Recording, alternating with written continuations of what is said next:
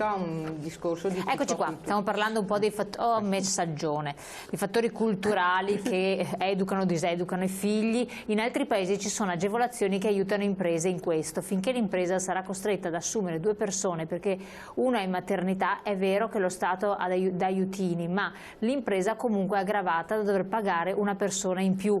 Altri paesi incentivano sia imprese che le famiglie, portando pure le aziende ad avere un sistema di gestione asilo all'interno dell'azienda. Qui parliamo degli asili aziendali che potrebbero essere un aiuto importante alle famiglie. Sì, ma lo può fare un'azienda grande, nel senso che chi è che può fare una piccola azienda? Il problema è che costruire per esempio convenzioni, no? Con gli asili nido comunali, anche qua nella nostra azione di contrattazione sociale è anche stato fatto questo con l'alleanza per le famiglie, proprio vedendo l'utilizzo del welfare aziendale in questo senso, no? Certo, convenzioni sì. Con gli asili comunali, come gli asili nido comunali o scuole materne, perché chi va a lavorare in quell'azienda che siccome non è residente, magari è residente in un altro comune, ma che abbia comunque delle agevolazioni e quindi accordi tra comuni e aziende, e lavoratori e lavoratrici per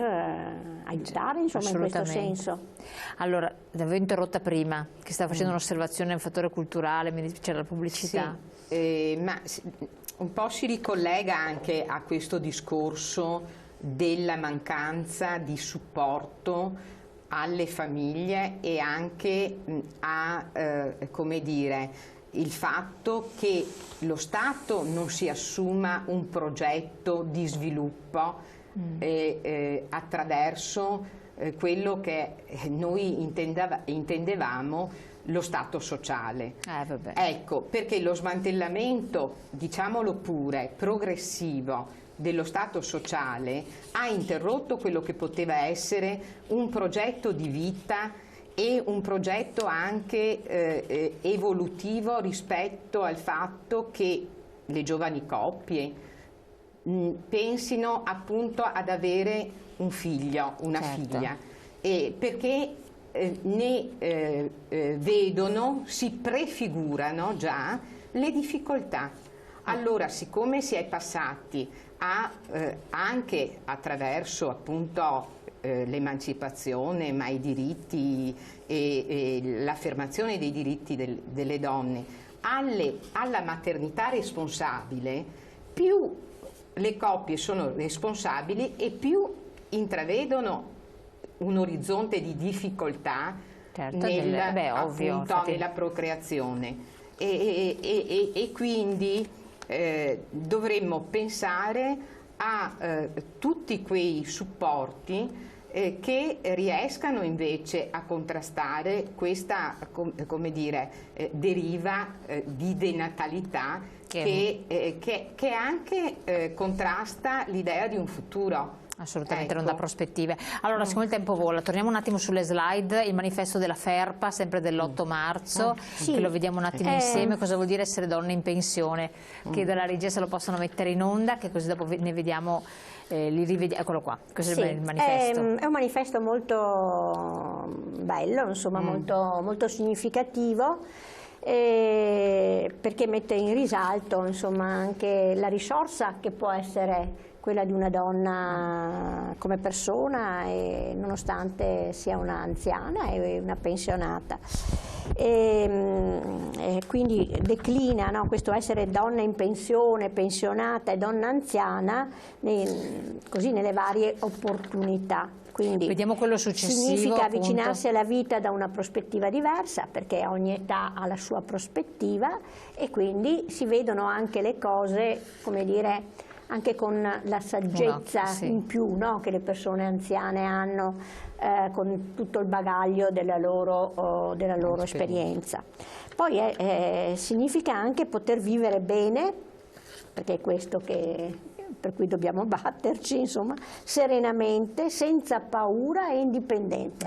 Allora, se noi analizziamo anche solo ognuna di queste prospettive, insomma, di questi obiettivi, quante cose da fare, no? Anche rispetto sì. a un ente pubblico, rispetto allo Stato, ma rispetto alla società in generale. Poter vivere bene, come si arriva a questo? Quindi il problema del reddito da pensione, il problema della sicurezza, che senza paura, no? Della sicurezza nel tuo ambiente di vita, sotto tutti i punti di vista, indipendente, appunto, avendo una pensione dignitosa che ti permetta non di strafare, no, ma di mantenerti senza aver bisogno di altri. E poi significa portare il nostro tempo, quindi la nostra età, la nostra esperienza nelle nostre società per un investimento scelto sui temi che ci attraggono, no? Quindi intanto finisce la figura dell'anziano che non ha più un ruolo nella società. No, perché è l'età in cui veramente, è per assurdo, leggo anche il messaggio, è l'età in cui la persona può veramente dire adesso non ho mai potuto fare questo, posso dedicarmi a questo e realizzarsi in qualche cosa, fuori dalla pigrizia, non poteva fare determinate cose perché aveva i figli, il lavoro, gli impegni eccetera, ma deve farlo prendendolo come impegno. Un attimo solo che leggo il messaggio: da quando la donna lavora lo stipendio si è dimezzato, il mantenimento familiare non compete solo ad uno e quindi non si ha più il tempo di fare ed accudire i figli. Chi decide di farli comunque questi vengono educati da babysitter, persone estranee. Mi farò arrabbiare con questo sms. Comunque mi è piaciuta la fine. Gli farò arrabbiare? Sì.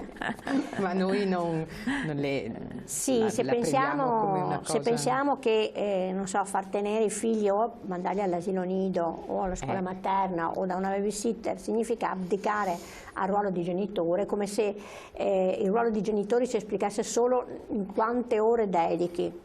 Non è questo. Da quando la donna lavora stipendio di mezzo, questo abbiamo già visto, un altro, sempre interessanti gli stimoli che date voi dello SPI, ma parlate anche più spesso degli anziani che in questi giorni sono relegati soli in casa e che a parte la TV non hanno altro da fare. Cosa proponete? Allora, cosa proponiamo? Infatti uscirà anche a breve un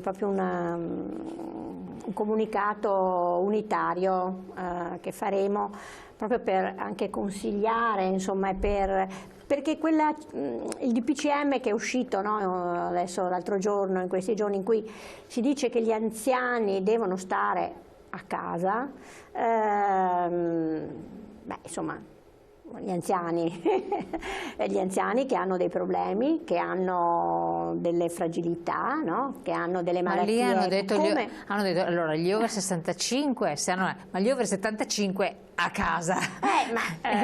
Questo è stato categorico. Ecco, questo è, no, sappiamo che anche perché poi c'è una contraddizione sul fatto che si elogiano i nonni che tengono i nipoti. Ma in questo perché periodo i genitori non devono vanno a lavorare e quindi i ragazzini sono a casa e chi è che li tiene? In questo periodo no, niente, nonni soli. E invece sappiamo quanto sono utili. Certo, gli anziani in buona salute, che stanno bene. Ma secondo me il monito, che almeno leggendo anche è quello che come gli anziani non è che esce da solo a fare la camminata, perché se carità se un anziano va da solo a farsi una camminata e riesce a camminare vada, ma se va al bar a trovarsi con gli altri vecchiotti, vedi quello che è successo, o al circolo in chiesa, certo, non può andarci. Ma anche uno che ha 30 anni non deve, ma l'anziano è più fragile, ma siccome morti sono gli anziani e più gravi sono gli anziani, e sono quelli che hanno anche però molte malattie, no? Anche pluripatologie e quant'altro. Senz'altro più si va avanti con l'età e più si è aggredibili, come dire, no? da malattie. Però da questo a dire che tutti gli anziani, perché cosa si intende per anziani? Dai 65 anni in su? Allora 75 è stato detto, 75 a casa. L'Organizzazione Mondiale della Sanità dice che si è anziani adesso dopo i 75. Sì, ma comunque il decreto era per gli over 75. Ecco, vabbè, comunque insomma,